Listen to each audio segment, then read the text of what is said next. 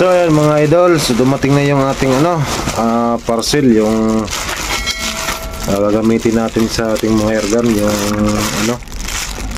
o-ring. So unboxing tayo, tingnan natin. Ito yung ating hinihintay para maayos natin yung vintage tsaka yung Amscore na airgun,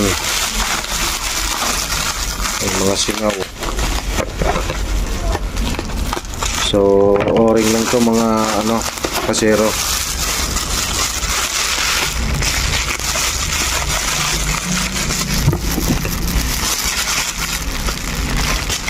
Ay, maraming tape.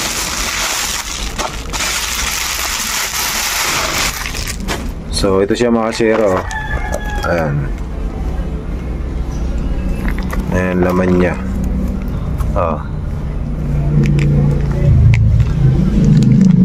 Daming mga sizes. Ito gagamitin natin sa ting airgun. Baka sakaling maayos natin pati yung vintage. So mura lang to mga kasero. Nabili ko pala sa Lazada.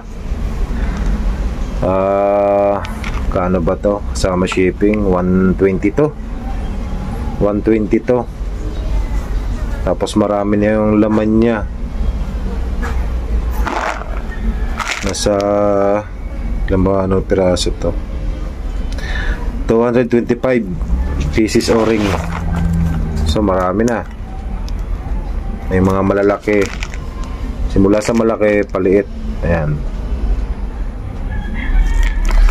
So ayusin natin yung ating airgun pag nagkaroon tayo ng free time. So yun lang mga kasero.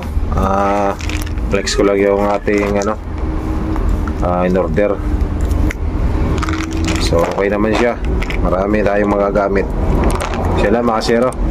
Salamat sa panonood.